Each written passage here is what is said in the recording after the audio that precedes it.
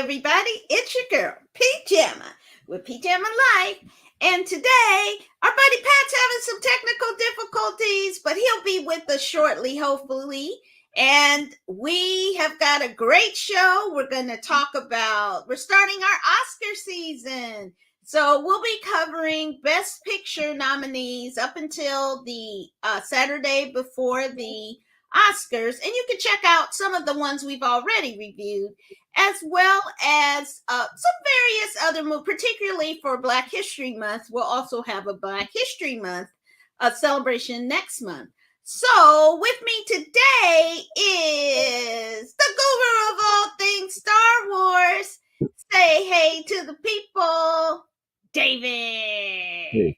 Hey everybody, great to be with you. Looking forward to talking to you today about some of the snubs, some of the dubs, and the great things we're going to be talking about. So glad you're here. Yeah, and some of the rubbed us the wrong way. But first up, let's take a look at Killers of the Flower Moon.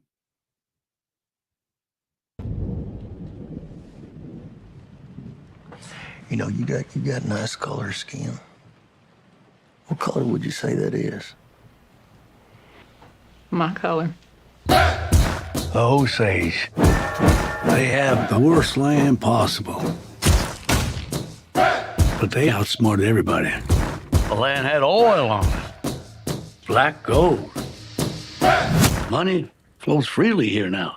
I do love that money, sir. This wealth should come to us. Their time is over. When this money started coming, we should have known it came with something else. I ought to kill these white men who killed my family. I was sent down from Washington, D.C. to see about these murders. See, what about them? See who's doing it. Okay, David, what did you think of Killers of the Flower Moon? You know, I thought this really a strong Scorsese film. Another piece of history. This is based on true, actual events. Sad and shocking, great performances by everybody. I did, it's a tough topic, but I do think it was one that I enjoyed. Pam? Crickets, everybody. At 3 hours and 38 minutes, it was absolutely entirely too long. Yeah, but if you are watching it on an airplane, you get those 3 hours back if you're heading over to Phoenix. Yeah. If you're on an airplane, it's fantastic because half your flight is watching the movie, so you're good. Or an international flight, it's real good. But if you're sitting on your couch trying to watch it for 3 hours and 38 minutes, I literally went to sleep, woke up, and still had 2 hours to go. That was crazy to me. It was too long. I thought that the story was, it was... It's hard to take these stories, particularly as a minority, to see what happened to these people, and that it is factual and that they did not have justice. It was just really disheartening, particularly what's going on in the world today, and especially around issues around indigenous peoples. So it was a little tough for me to watch. Leonardo DiCaprio has now played two very disgusting white men in Oscar-nominated movie. From Django Unchained and now Killers of the Flower Moon. I mean, my dude, don't do no more movies like that. Well, what kind of bad dudes other than a white guy do you want him to play? I don't want him to play any more bad white role. It's entirely like, dude, I'm not gonna like you if you do any more of these movies. And Robert De Niro, who I adore, I just despised. I mean, of course, this is based on true life and true characters. And they played them very well. Oh, and Electric Melanin says 3. If you count him playing J. Edgar Hoover, there's another one. So, Yeah, dude, can't forget about J. Edgar now. he was terrible too. So I just it was very difficult for me to watch. I understand the nomination, and we'll talk about that in a minute. For Lily Gladstone, I think that's her name. I think that's right. But I didn't connect with any of the characters. I didn't like any of them. So although it's definitely something, I think you can watch part of it and then come back to part of it, because it's just so long, almost 4 hours to sit through. But very important topic, and really gives a different reflection on the Wild West, or these kind of cowboy or kind of frontier stories, maybe. I think we're starting to get the other side of history on it. So that's refreshing too. Pat, are you with us? Patrick, say something. He's in carbonite. I know. Pat, say He must not something. even be able to see us Okay, right now. his audio is giving him a little bit of trouble, but hey, let's say a couple hi to our old time people here. Hi, Tim Windsor and Electric Melanin, are 2 of our oldest and dearest viewers. And so we will see if Patrick can come in, but why don't we go to something diametrically opposed and different? Nick Cage in The Retirement Plan. I haven't seen my daughter, and now her daughter shows up at my front doorstep. You know, it makes a man curious, you know? I think my parents are in some kind of trouble. Oh, Ashley's in trouble. What is it this time?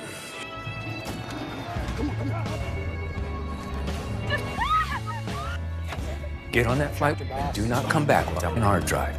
For 6 months at a time, you were, what, killing people? I killed those guys trying to save your ass, so give a guy a break. Ah! Don't make me kill you. It's gonna be hard to explain.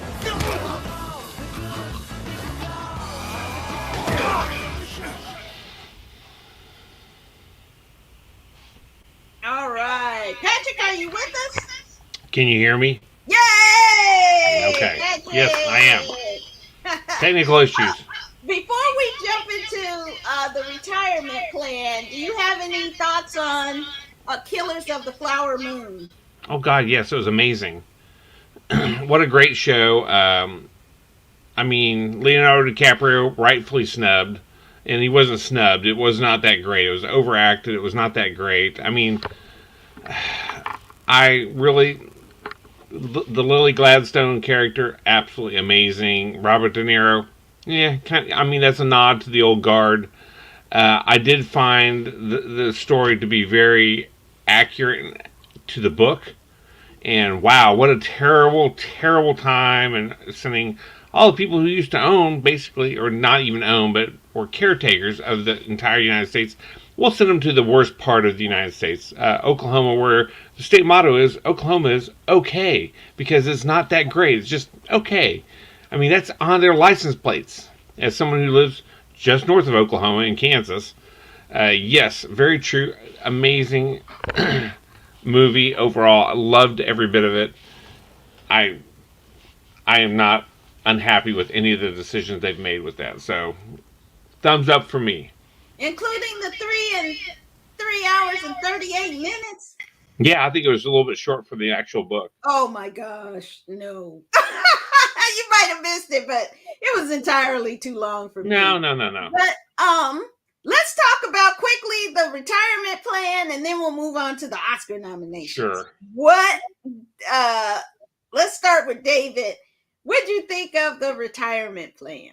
Well, it's always great when I got my homework well in advance. I watched this a long time ago when it first came out. And as with any Nick Cage movie, man, it's fun. It's fun. His acting was sort of over the top, but not as much as some. Love the interactions with some of the characters there. The bad guy who took care of the little kid. Now, in this film that was a typical action kind of thing, man, this was I love that interaction in their relationship. This was fun. It's not going to go probably into the Library of Congress as a great film, but grab your popcorn and enjoy yourself for the Nick Cage ride. Oh, Lord. Patrick, what did you think? Well, I do like comics, which are caricatures of things. And this was not even a good comic. It was a caricature. I mean, I understand Nicolas Cage is trying to make so much money.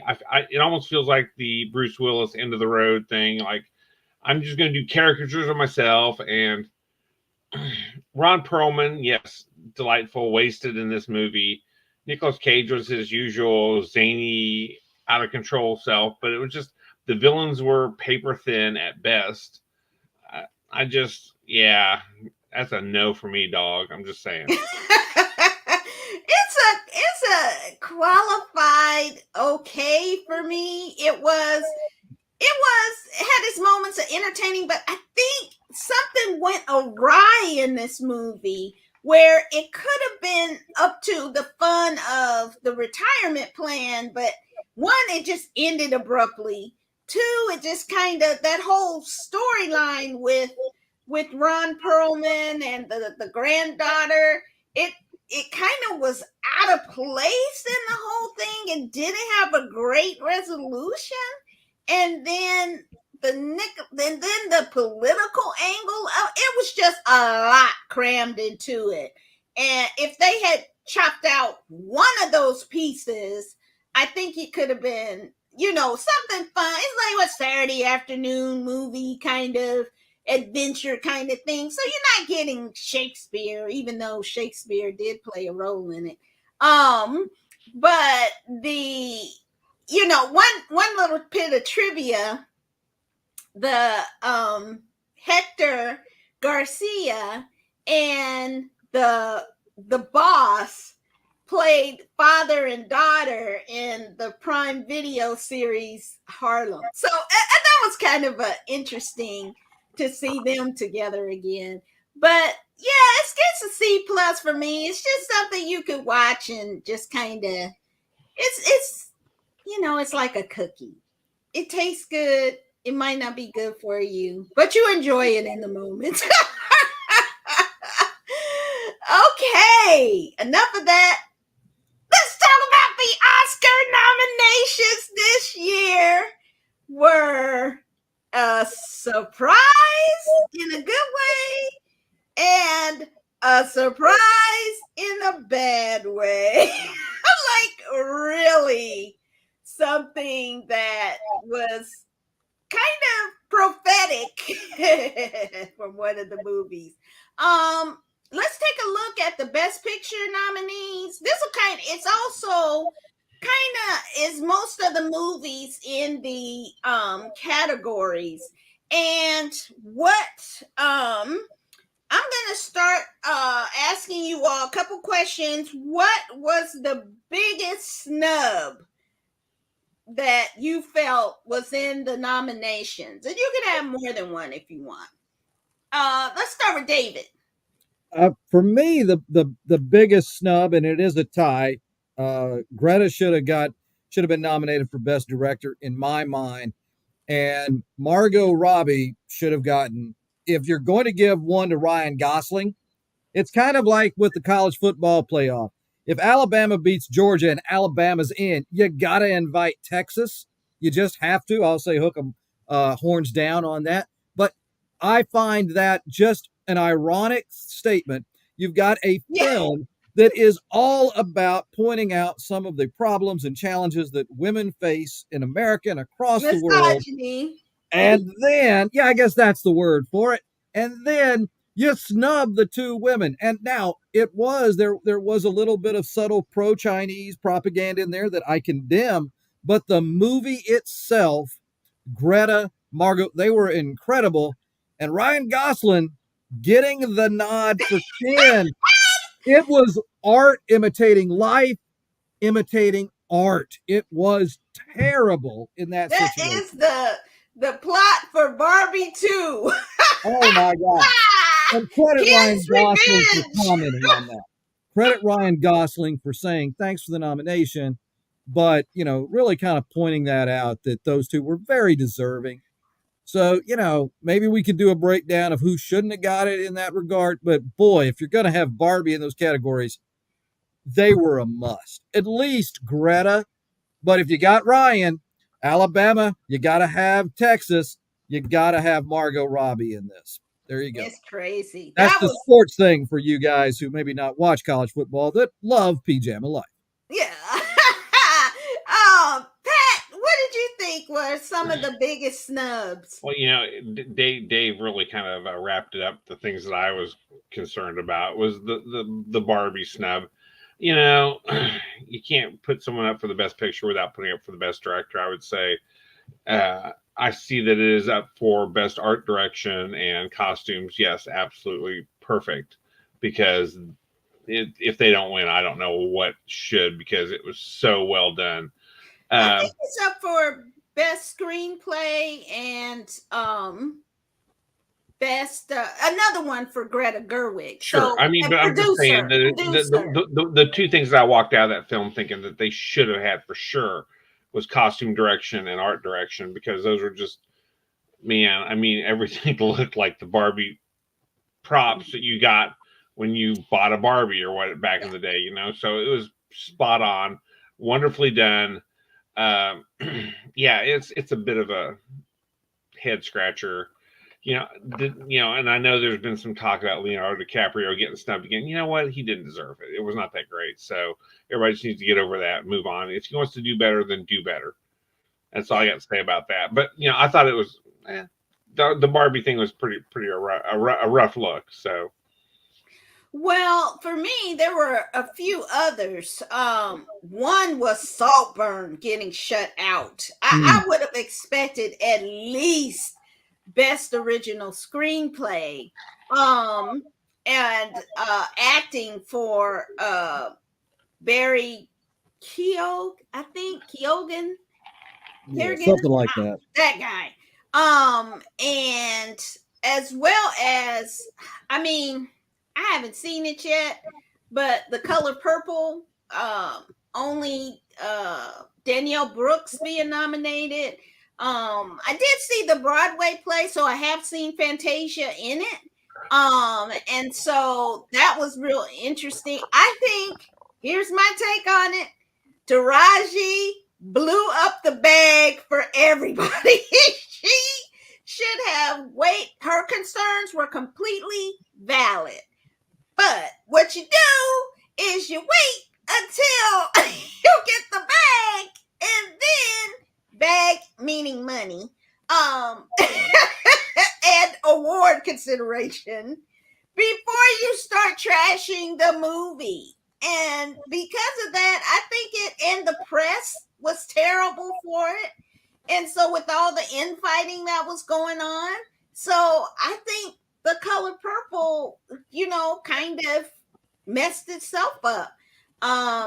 And as well, that Saltburn too, not just the acting and the show, but the production of it, the like some of the technical aspects of the movie were that was one of the most beautiful movies. It's just interesting the way the design of the lighting was done for it, because each time it put you in a mood and a vibe, and that it just got completely shuddered. I was just kind of like, wow, that was a real misstep to me. As well, I felt like Hollywood slipped back, the Academy slipped back into kind of a backlash. So all of the nominations I felt were kind of old-fashioned movies, like you typically see in Oscar categories. Maestro and Oppenheimer and well, I liked Oppenheimer. I think I'm really hoping for Oppenheimer to get best design. Um uh and Yeah, but just how about Coleman Domingo being up? yes, Coleman Domingo. Wow. I'm excited about that nomination because we just go back and check out our review of Rustin, and you'll understand why that was a powerful performance. What I didn't like, I heard, was that the National Latino organization, one of them, did not recognize him, and they recognized other Latino representation in the Oscars, but snubbed him out. That's just shameful. But the that was really like it's some interesting American fiction being nominated. That is really interesting. I can't wait to see that. So it's a really like it's kind of a mixed feeling this year because of some of the things the Academy is doing. But who do you all hope will receive an award or will win Best Picture? We'll do some predictions, early predictions. Who are you rooting for, Patrick? Predictions are I want Christopher Nolan to win because his stuff is delightful and I mean really good. He's done wonderful mood films throughout his career. Yeah. Exclusive of the Batman ones. I mean, you look at like Memento and some of the other ones he's done. Yes. Wonderful films. And he's finally gotten out of the he's a superhero director and he's making great movies. And I think he was up for Interstellar, which was another great movie. I don't think he won that year, if I'm not mistaken, but I could be mistaken because it's very possible. But I would like to see Oppenheimer win. To be really honest, the Barbie controversy or whatever, great movie, but it wasn't spectacular. I mean, it was wonderfully done for what it was, but I mean, and maybe I'm old fashioned. I'm an old dude, so I would say I really do like Christopher Nolan a lot. Yeah, me too. David, what you think? Who are you rooting for? Well, I think from the gravitas, Oppenheimer is a very powerful and important film. It was really well done. I think on the human level, though, the best mixture of hopeful message, but contemporary and race and classism and those issues, The Holdovers. It was a beautiful, poignant film, and it spoke to that time, and that time still resonates today. So I'm going Holdovers, but I could certainly see Oppenheimer too. Nobody gets more old-fashioned and old-school traditional than this fella, but I just thought and they transported us back to 1971. Didn't need the DeLorean, didn't need to hit 88 miles an hour or whatever it is. They did a magnificent job of bringing us back to that time period. Get your crushed real Coca-Cola and enjoy that film. That's an interesting one, David. You want that to win Best Picture, huh? I do. Okay. I'm hoping for Jeffrey Wright to win. He's done just his body of work is absolutely amazing. I think that he's long overdue as someone to get recognition. And I'm really hoping it's Jeffrey Wright's year. So I'm rooting for Jeffrey Wright. For best picture, I don't know. It's such a there's some I want to see, because I want to see why Anatomy of a Fall was the director was given the nod for best director over Greta Gerwig. And Past Lives, people just rave about that movie. So I wonder if it's another great kind of underdog story there with Past Lives. So I'm really hoping that there's some surprises, but it's just this Academy just kind of blew it when they could have made such a bigger statement in their nominations and went with the old school, old grandpa selection. So, what you gonna say, Pat? I would say Killers of the Flower Moon. I mean, Scorsese has got his share of accolades, but man, it is a man. I loved it too. I mean, and to me, it's a toss up in my own personal affections for directors, because I love Christopher Nolan films and I love Scorsese films. I mean, either one of those, I will go see films I don't know about if I see they're attached to the direction. So, I mean, especially Christopher Nolan. I mean, the things he's done have been so interesting and different and made you think beyond the movie theater, like Interception. You still think about what happened actually. And Memento, you had to go back and check it out a couple times. And even Tenet, people, maybe that wasn't, I think it was a timing issue, but Tenet, when you go back, and you all know I do not like time manipulation movies, but it was so well done. I had to keep going back to it time and time and time again. And it just got better each time I watched it. So that's something that I kind of look for. I mean, the thing about Scorsese too is that Nolan does wonderful stuff, but his stuff seems to feel a little bit more disconnected from reality. I mean, obviously Interstellar, Batman, obviously total fantasies, both of those. You mentioned Inception, another one is a fantasy stuff.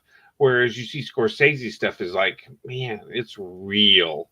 I mean, Goodfellas, Raging Bull. You see, I mean, the guy gets it, and he does wonderful bits about the worst parts of humanity.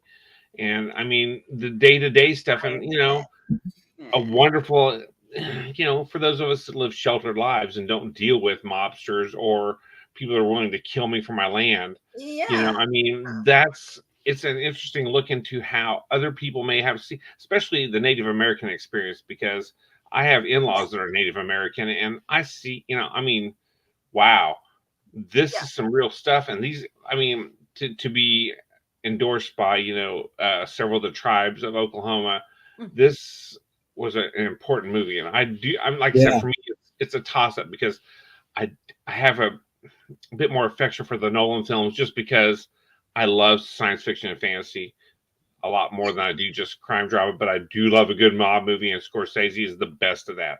So he really is. I'm just kind of, he just does the same kind of thing. It's always crime stuff.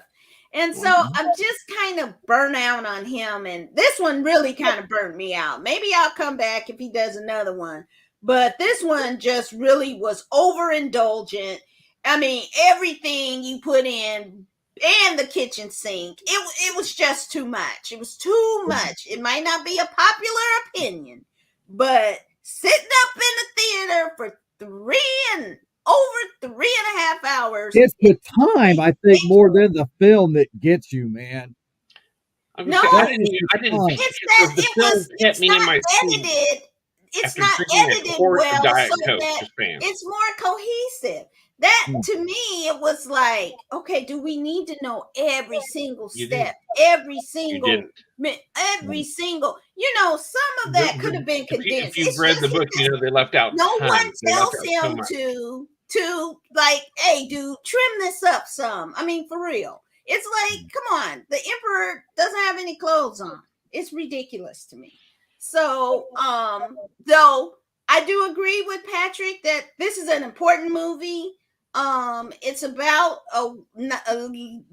trying to erase this part of history and what happened to the Native American peoples. So for that, yes, 100%, I'm for that. But it's just, come on, man.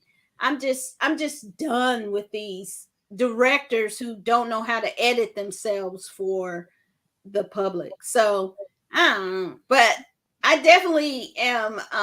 The one category that is interesting is the screenplays this year. I think there are so many interesting movies in there, and it's going to be a battle, I feel like, for best original screenplay and best adapted screenplay.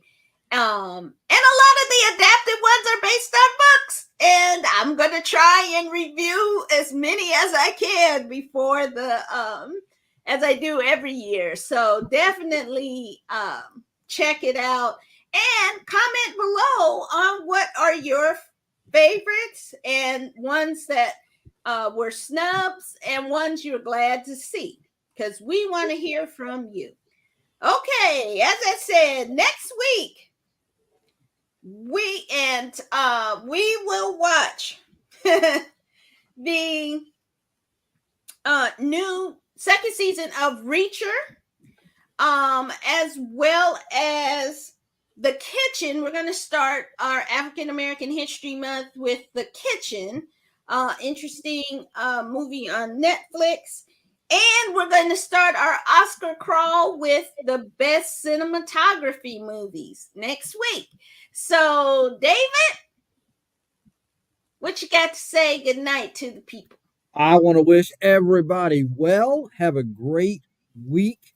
Check out these movies. Make it a weekend if you can and see those best pictures and some of those other performances while they're at the theater or wherever. Get a sense. I think there's some really wonderful films and important films. So do that. Enjoy. And if you have a dog, walk your dog. They can be your best friend. All right, Patrick, say goodnight to the people. Good night, everyone. Good night, everybody from Frosty, Kansas. I would also say, go see movies in theaters. That's what drives this stuff. Yep. Go see good movies in theaters. Don't just go see the Marvel movies. And I'm a Marvel fan, and I will go see them all. But also go see the weird indie stuff, because that's what keeps new movies coming. So that's my thing, and that's always been my thing. So other than that, you guys all have a good week and stay safe and stay warm. Well, we were definitely warm out here on the East Coast this week when it hit 70 and close to 80 degrees here. But I'm gonna say Chiefs, Super Bowl champs. Yay, against Baltimore. Boo. So definitely check out the game tomorrow.